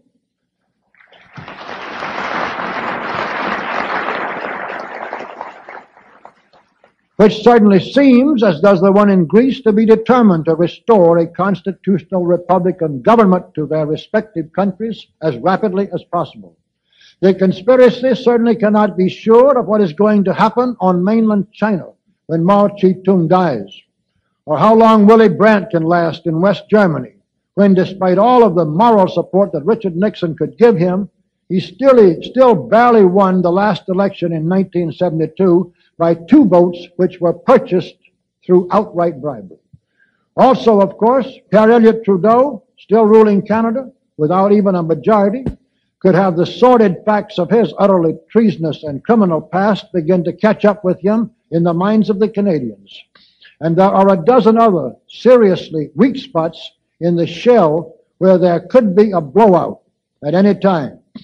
4. In Soviet Russia itself, as you may learn from all the trustworthy news that you can excavate, there is doubt that even another Stalin could hold the lid down tight enough on the boiling pot. There is a crime wave among the youth at least equal to our own. Over half of all crimes of assault, robbery, rape, and hooliganism by children of the ages of 16 and 17 are due to intoxication. A recent report showed that over 80% of these youngsters had started drinking vodka before they were 16. There are now increased fines for parents and jail sentences for others who encourage youth under 18 to escapism from sordid reality by the nepenthe of alcohol. But even these tender attentions from a loving Big Brother government do not seem to provide the promised degree of bliss in this communist paradise. Nor does anything else. Charges of ideological aberration and even treasonous heresy by some officials against other officials have become commonplace. Solzhenitsyn has had plenty of company among scientists as well as other writers in risking imprisonment, torture, or death for complaining about the inhuman conditions and the spread of terror in many parts of the vast Soviet Union besides the prison camps. Even after half a century of unceasing attempts to stamp out all religion, the powers that be today, and some have some hopes of still being tomorrow, are now having some trouble with a religious revival, more trouble than for many years. Indeed, the resistance of all kinds at any cost has now gone so far that for the first time Soviet planes on domestic flights are being hijacked by Soviet citizens in attempts to escape.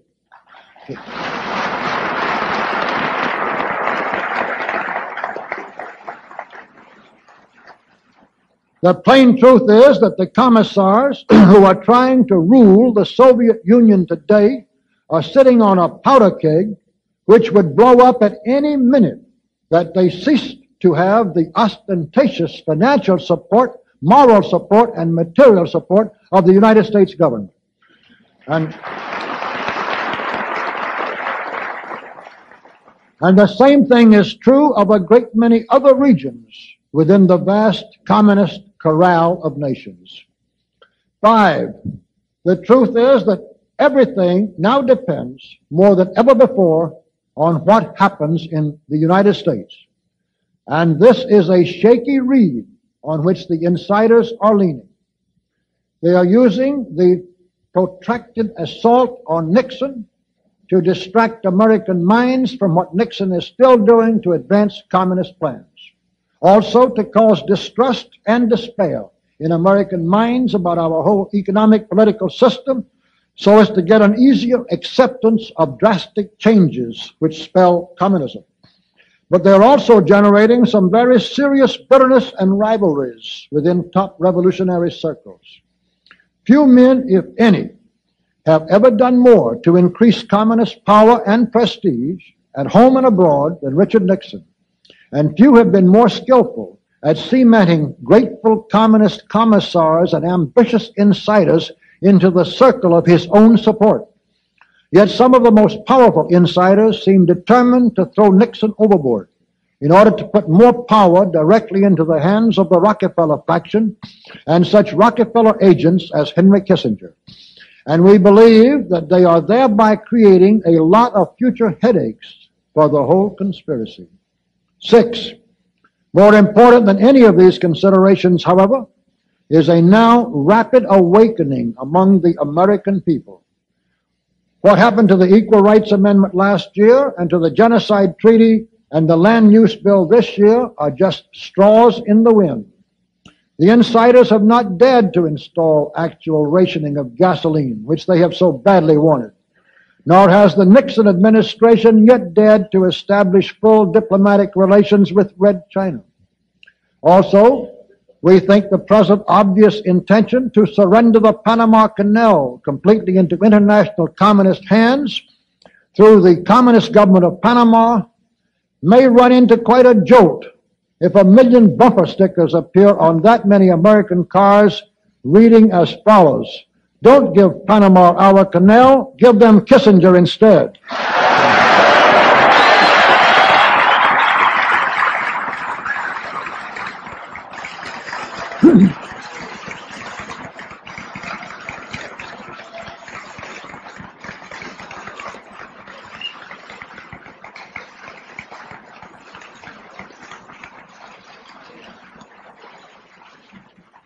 And ladies and gentlemen, we are accepting orders for those stickers right now at 4 for $1.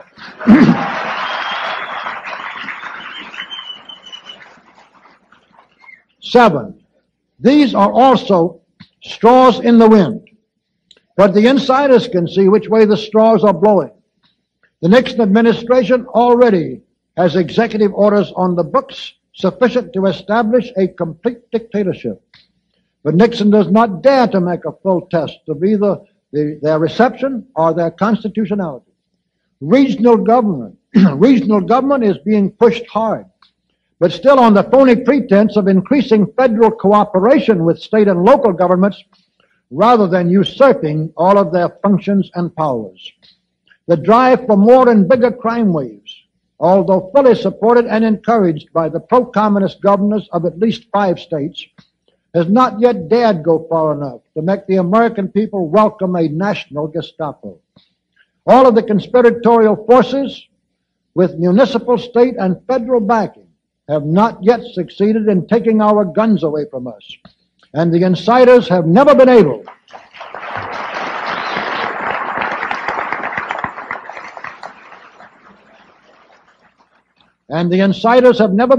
to establish permanent communist rule over any country whose citizens were armed. 8, and the biggest problem of the whole conspiracy, as we said in the March Bulletin, is even more basic. It is the incredible strength, productivity, resourcefulness, and momentum of the American free enterprise system, which makes it so extremely difficult to destroy.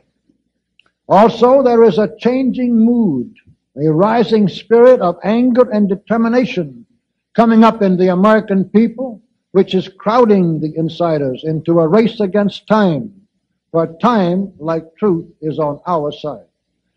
So, with all of these factors and circumstances in mind, we solemnly ask ourselves, how stands the battle today? And in deadly seriousness, we repeat the answer that we started giving you in 1973, early in the year. We think that for the past year, the objective odds have been, and as of today still are, about even in this struggle for victory by either side. This is because we now have the size and strength and resources. I'm sorry, that's a misprint. This is not because we now have the size, This is not because we now have the size and strength and resources to meet the enemy on realistic terms. Not at all. We don't. Not at all, my friends.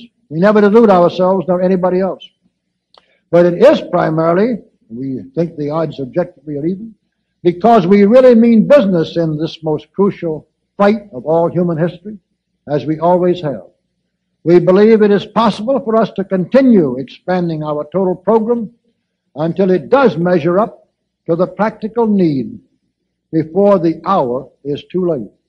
And that even if the conspirators, sensing and fearing this possibility, should have some of us meet with fatal accidents or start unleashing against the society more vicious falsehoods than ever before, we are still prepared.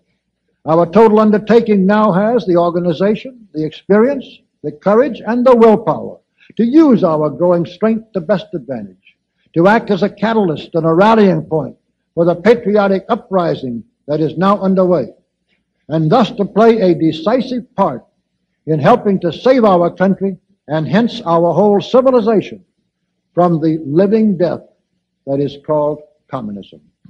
Section C, which is the last of the three sections in this. Section C. So what must we do to be saved?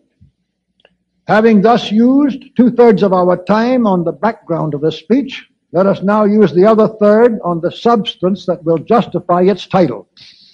So we first answer our question in the words of St. Augustine. We must pray as if it were all up to God, but work as if it were all up to us.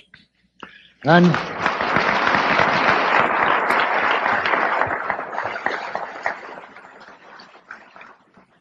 fundamentally, our own work, of course, must be exactly what we have already been doing. Only a great deal more of it, with more people to help us. But the major purpose of this whole effort tonight is to add a powerful new concept to our understanding and our aims. To make that concept clear, we must creep up on it through a few brief items of history out of 1,000 details we should like to offer for strengthening our point. So we skip many volumes and begin with one most significant fact. There was absolutely no reason on earth for the American people, or any other people for that matter, to become involved in World War I. The whole horrible conflict was deliberately plotted and brought about by insiders of the master conspiracy through their working in and on the governments of both sides with loyalty to none. Their objective was to create the ways and means through which the war could be used to advance the communist movement. The insiders' three major goals in this respect with regard to World War I were A, to overthrow the government of Russia and enable the communists to establish there a first physical base of communist power. B, to drag the United States into this kind of totalitarian foreign war with all the changes in the structure of our government and the outlook of our people that the war would make possible. And C, to give birth to the embryo of their future world government in the form of the League of Nations. The first two items on that profoundly evil agenda came off according to design, and it is hard to tell which was most important to the conspirators. For from our entry into World War I, there was a prompt beginning and thereafter a gradual development over the next 25 years of the role of the United States as a food supplier, equipment manufacturer, prestige builder, financial angel, ideological disciple, general benefactor, wartime ally, military arsenal, and vicious hatchet man for the Soviet communists. until by the end of World War II, the United States government had clearly become the most powerful single force in promoting the rise of communist power all over the world. Most of this was exactly in line with what the insiders in the United States and elsewhere had plotted and expected. So naturally, they had used many waves of deceptive propaganda with much diplomatic trickery by their tools in all the governments involved, and every act of cold-blooded murder or vicious treason to their respective countries, which Woodrow Wilson and Winston Churchill together could devise in order to involve us in World War I and its aftermath at Versailles. But in typical communist fashion, as a means of continuing and increasing our involvement in world affairs, the insiders also invented a semantic weapon with which to smear and ridicule and discredit all Americans who were sensible enough to oppose their sinister plans. The basic term of this ideological tool was isolationist, or isolationism. And over the next few decades, the insiders made it into a verbal bludgeon of tremendous force. For World War II was plotted, contrived, and utilized by the same conspiracy for the very same purposes as World War I, plus many other purposes as well as the same ones. Franklin Roosevelt and George Marshall, also aided every step of the way by Winston Churchill, even produced some improvements on the lies and treason and ruthlessness of Wilson and House in order to drag us into this new international maelstrom. And by this time, even prominent Americans, this is by getting into World War II, even prominent Americans of unquestionable patriotism quailed before the prospect of being called isolationists. Until by the decades after that war, the now communist-dominated American government had tens of thousands of bureaucrats, millions of American soldiers, and billions of American dollars scattered all over the world. This was for no other possible real reason than to help the communists to impose their brutal tyranny on an average of 7,000 more newly enslaved human beings somewhere in the world every hour of every day throughout every year. Every lying pretense or diplomatic skullduggery imaginable, as well as every foul misuse conceivable of American money and military might, was being utilized on an enormous scale for that purpose by our communist-controlled State Department. And the surest way to discredit all critics of this rampant treason was to vilify them as isolationists. But the time has come at last when it is both wise and possible to identify this brazen fraud as one of the most blatant big lies in the whole realm of communist propaganda. So brush the insider's dust out of your eyes, my friends, and the communist soap suds out of your brain, and ask yourselves in all honesty, what on earth is wrong with the United States simply minding its own business?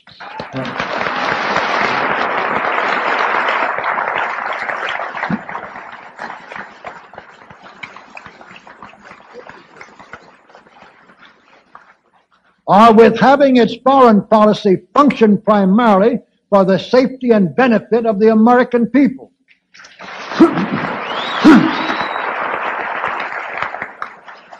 Which is exactly what we had done for the first 140 years of our existence as a nation, to the incredible advantage of ourselves and everybody else. Everybody, that is, except a numerically small clique of power-lusting conspirators who had somehow inflicted themselves on a gullible world. We do not have to pull into our shell by any means. Certainly we had never done so when Yankee clippers sailed the seven seas, or when American automobiles first began to put the whole world on wheels. The United States should be glad to maintain the comfortable minimum of diplomatic relations with every civilized nation, as we always were. Our people should certainly be glad to exchange commercial goods, cultural productions, and happy visits with the people of all nations, as we always have been. But we should remember Richard Cobden's famous warning that real peace and happiness will come to this earth when the peoples of different countries have as much to do with each other as possible and their governments as little as possible.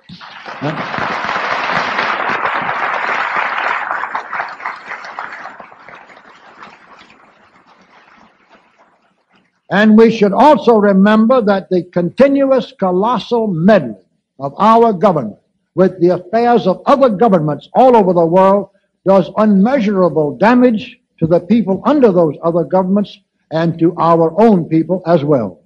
Let's get back on the road to greatness, which we followed with such confidence and success during our first 4 generations as an independent nation. Then, standing on our own feet, let's once again become an envied example for all the world by our productiveness, our inventiveness, our individual rights and freedoms and opportunities, by our sense of responsibility, our compassion for the unfortunate, our basic moral codes, and our noble aspirations, and by our determination to preserve the wonderful inheritance which our founding fathers bequeathed to us for our own descendants and as an asylum for all worthy people who suffer under tyranny through no fault of their own. If this were the ambition of this humane course be dubbed isolationism, then let's take pride in being called isolationists.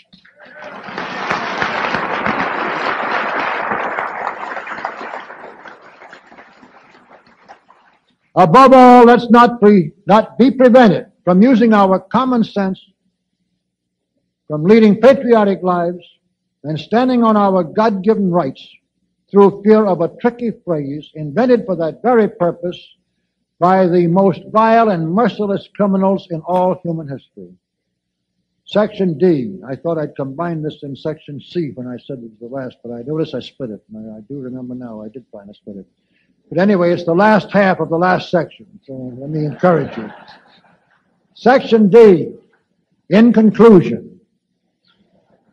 In fact, if your speaker were a young man of 50 and a politician, of which goodness knows he is neither, he would start running for president in 1976 on an isolationist platform.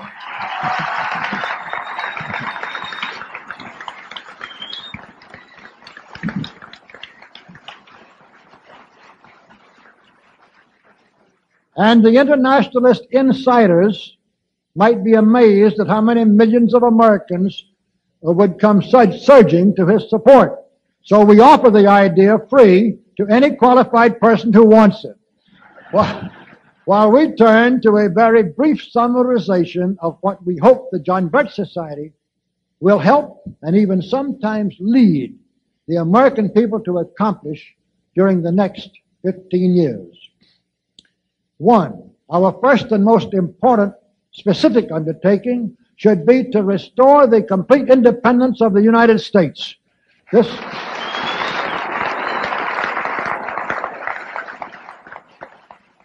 This includes our resolution to get us out of the United Nations and get the United Nations out of the United States.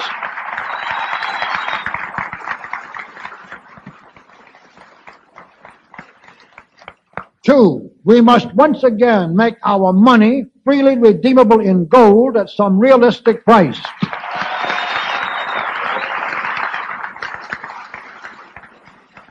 And we must take all practicable legislative steps to prevent a recurrence of the enormous thievery and other subversive crimes that have been perpetrated on the American people through a contrived inflation by every president from Franklin Roosevelt through Richard Nixon.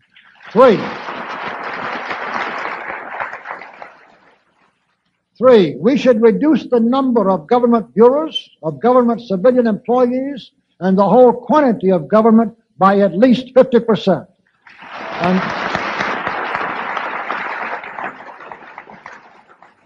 And we should achieve at least this much reduction in proper fashion through gradually convincing a majority of the American people of the wisdom of such a course.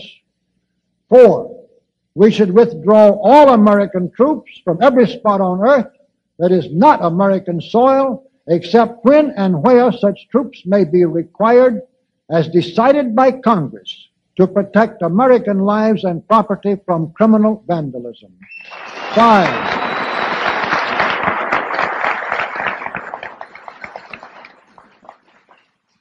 5. We should get government out of the areas and functions and activities where government does not belong. Again, all steps to this end should be taken gradually, but nevertheless just as rapidly as enough of the American people can be persuaded to support such progress. Any such achievement will require a truly massive educational force, but that's exactly what we hope to build during the next 15 years. We could go ahead for at least 100 numbered items, but the John Birch Society will undoubtedly be working on more than that many specific projects, which will be laid out in its bulletins before another 180 months will have rolled around. And all of these projects will fit into the general pattern indicated by the 5 major objectives listed above. So let's really wind up this marathon monologue with one final thought. None of us can guarantee anything about what the future will bring. Your speaker knows what a job we have before us to rid our country of the scourge of communism within the next few years, and then to go ahead on our constructive program so well that 15 years from now, we shall already be entering an era of far less government, of a much sounder sense of responsibility, and, with God's help, of a better world. But I sincerely believe that it can be done, and this much I know. If every man and woman in this audience should leave here tonight feeling in his or her own mind and heart that it can and must be done, then it surely will be. And so, all of you patriots of good character, good conscience, and noble ideals, whom we can reach with the filmed version of this speech in 1,000 other audiences, it is with a great deal of confidence and energizing will to win that we invite you to join us in our epic undertaking. While to all of you great, wonderful friends in this present audience, I certainly extend my very deep thanks indeed for so much patience and attention. Thank you.